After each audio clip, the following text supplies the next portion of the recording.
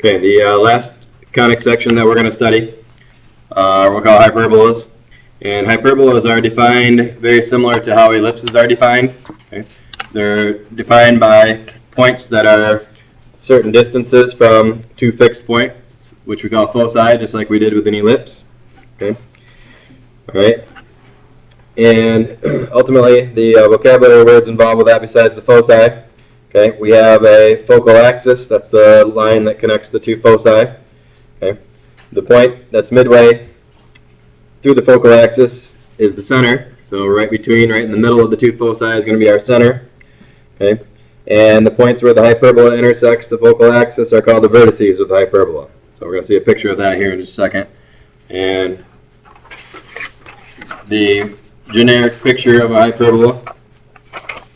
And this, of course, is one that opens left and right, as we'll see. Okay, looks something like this. We're going to have two foci. Okay, we're going to have two vertices, and we're going to have a center. Notice the center is right in the middle of the two foci. It's also right in the middle of the two vertices. Okay, the vertices this time are inside the two foci, whereas in ellipse, the foci were inside the vertices. So notice that's one difference. Okay. And the distance from vertex to focus on either side of these two are going to be the same. So if we know that that vertex and focus are 2 away from each other, then these two would also be 2 away from each other. And whatever line the two foci are on is what we call the focal axis. Okay. Now let's look at a little bit more specific picture of that.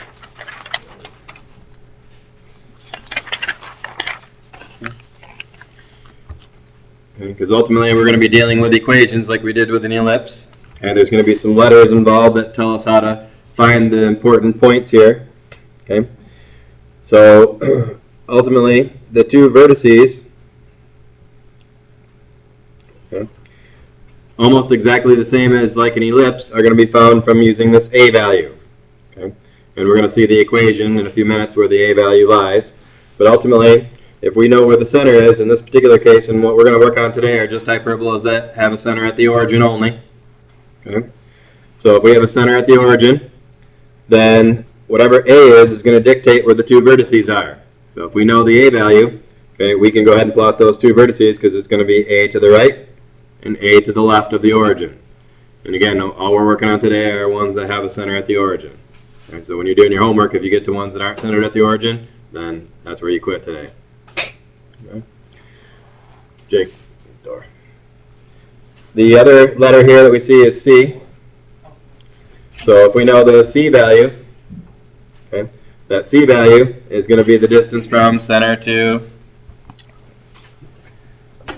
focus.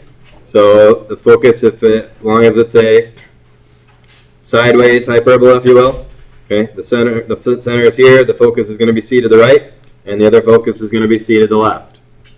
Okay. All right.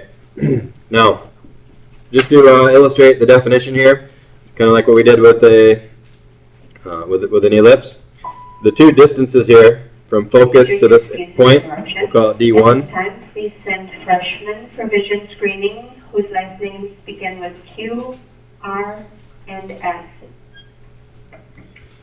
And the distance from focus to that point, from either of the two foci, if we call those distances D1 and D2. Okay. With an ellipse, these two added together were always some constant number. Okay. With a hyperbola, the difference between these two is always going to be that same constant number. So whatever point is on the actual curve, okay, the distance from it to one focus to the other, okay, the difference of those two distances is always going to be the same. Okay. So if that D1 was 5 and this D2 was 3, then that number, of course, would be 2, the difference between those two. If we picked a different point and we found those two distances, the difference between those two would also be 2. Okay, so we don't really need to do a whole lot with that, but that's how the parabola or hyperbola is actually defined. Okay.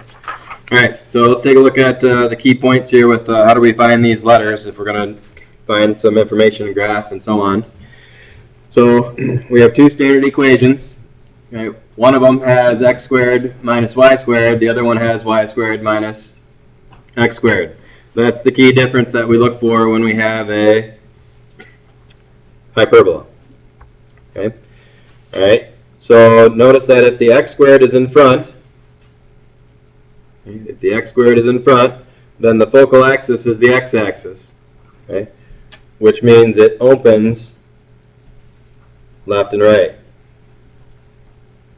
Okay? So as soon as we see one that has x squared in front, we know that the focal axis is horizontal, which means it's going to open left and right. If the y is in front, okay, if it's y squared minus x squared, then the y-axis is going to be the focal axis, and it's going to open up and down. Now, a couple things to note here about the equation before we move on to the rest of the stuff, okay, is that notice that these two definitely are different because subtraction is not commutative. We can't just switch these around if we want to. Okay, whichever one is the positive one, that's going to dictate whether we have right, left, or up, down. Okay. The other thing that you'll notice is that the A and B don't change positions this time. Okay, and one key element is A is not necessarily bigger than B. Because with an ellipse, we said that A is always bigger than B the way that those equations are set up. Okay, this time it doesn't matter which one's bigger, which one's smaller. Okay, A is not necessarily bigger than B. Could A be bigger than B? Sure. Okay, it doesn't have to be though. Okay, so whatever the number is in front of the positive one, that's always our A. Whatever number is above or below the negative one, that's our B. Fair enough? And is this information something we need to have memorized? Nope. It's right on our note. Okay. All right. So how do we find those key points that we saw on the graph? Well, the foci, again, are just going to be C right and C left if we're a sideways one, or C up and C down if we're a up and down one. Same with the vertices, A right, A left, A up, A down. Okay. These two are the lengths of the semi-transverse axis. I'm going to go back to the picture for a minute here. It says that the length of the semi-transverse axis is A in both cases. Going back to my picture, this right here, whoops, yep, I said it right. That right there is A. This is the semi-transverse axis. Okay, the transverse axis is really the same as the focal axis. Okay, so the focal axis from foci, or excuse me, from vertex to vertex, okay, is going to be 2A. Half of it, of course, is going to be A. Remember, semi means half. Okay. So we call the semi-conjugate axis. Okay, that's going to be where the B value comes in. Okay, so we know we have a B value here. So we might ask, how does that come in to play? Well, that's going to tell us essentially, okay, how far we go in the other direction that's not the focal axis. I'm going to show you the best way to graph these in just a minute. The other key point here is that we have a Pythagorean relation. Okay, remember with an ellipse it was A squared equals B squared plus C squared. With a hyperbola, it's C squared equals A squared plus B squared. Okay, and then the other part here is these, what we call asymptotes. Anytime that we graph a hyperbola, okay, what we're going to do first is we're going to graph these asymptotes, because these are going to dictate how our parabola or how our hyperbola looks when we go ahead and graph it. Okay, so notice that these asymptotes are two lines. They have a slope of B over A. There's going to be a positive one and a negative one. Okay, so we're going to go through the whole process of graphing that next. Okay, all right. So this would be kind of like what our final product would look like before we do one of our own. Okay, so notice that if we have one that is of this form, notice the x squared's in front. It's going to be sideways. The vertices are going to be A left and A right. Foci are going to be C right, C left. The asymptotes are going to have the form y equals b over ax, and also y equals negative b over ax. And once we draw those asymptotes, okay, the hyperbola is going to start at the vertex and go out towards the asymptotes in both directions. Same thing in the up and down case. Okay, the asymptotes though are going to be a over b x. Okay, and instead of actually memorizing these equations, okay, I'm actually going to show you even a better way to get these on the graph paper and make sure we graph them correctly. All right, before we do that though, in this one, we're asked to find the vertices and the foci. Okay, we're also going to add to that, draw the graph. Okay, so first of all, we're going to recognize that that's not in the right form. Okay, it needs to equal 1. Okay, so if we do divide by 36 in these three cases, we're going to have x squared over 4 minus y squared over 9 equals 1. All right, so vertices, okay, and if they ask us for it, the center here, of course, is at 0, 0 because there's no h and k, okay, similar to an ellipse. Okay, the vertices, okay, and the foci are going to be on the x-axis because the x is in front. Okay, notice that the 9 is bigger than the 4, okay, and with an ellipse, the 9 dictated where the foci were. Because if the 9 were bigger, okay, they would be in the y direction, not with the hyperbola. Okay, the hyperbola totally depends on which one is the positive one, which one is the negative one. So, that said, okay, identify your values here. A would be 2, B would be 3. You can write those down right away. That means that my vertices are going to be 2, 0, and negative 2, 0. Because what did we say? They're going to be 2 right, 2 left. Okay. The foci, okay, are going to be C left and C right, but we don't know C, do we? However, we do know that C squared equals A squared plus B squared. Okay. And if we look at our notes here, we do have that Pythagorean identity here in our notes. Okay. So that's not something that we even have to have memorized. So our C squared then is going to be 9 plus 4. So C squared here would be 13. So C would be plus and minus the square root of 13. And again, the foci are going to be C to the left, C to the right. So negative radical 13, 0, radical 13, 0, and those would be our two foci. Okay. All right, questions on finding those? All right, now I want to talk about the graph of this because I want to show you that method that I was going to show, mentioned earlier. So we have x squared over 4 minus y squared over 9 equals 1. Okay, we know that the center is at the origin, so this is what I would do if I want to graph a hyperbola. This is the quickest and best way to get it right. So your center is at the origin.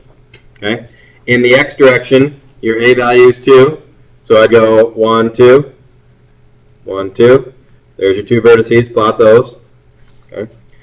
Now in the y direction, the b value is 3. So I'm going to go up 1, 2, 3.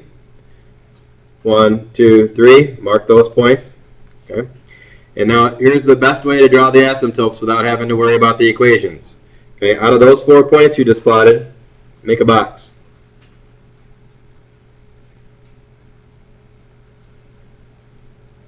Okay. So if you go 2 to the right, 2 to the left, 3 up, 3 down, based on the values of a and b, which one's under x is going to be your horizontal movement, which one's under y is going to be your vertical movement. If you make that box, guess what? When you draw the diagonals of that box, okay, those are the two asymptotes. Okay. And if you don't believe me, you can check because we said that the equations are y equals b over ax, and b over a would be 3 over 2. X, rise 3, run 2. That's exactly where we're at. If we rise 3 and run 2, we're at that spot right there, aren't we? Same thing with the negative b over a. It's going to be negative 3, down 3 over 2. We'd be right at that spot from the origin, wouldn't we? Okay. So if you make the box, then you really don't even have to worry about writing the equations and graphing them from the equations. Okay, the box is going to dictate where they belong. Now to actually draw the hyperbola, remember this is a right-left hyperbola, so we'd start at the vertex and just draw our curve out to the asymptotes, draw our arrows, and we're done. The only other thing that we'd do in here is if they told us to add the foci, okay, we would go to radical 13, which radical 13 would be 3 point something. So here's foci number 1, foci number 2. Okay. So you could put the foci on there as well. Question so far? All right, one more then. This time we're asked to write the equation for a hyperbola with foci at 0, 4 and negative 4, 0.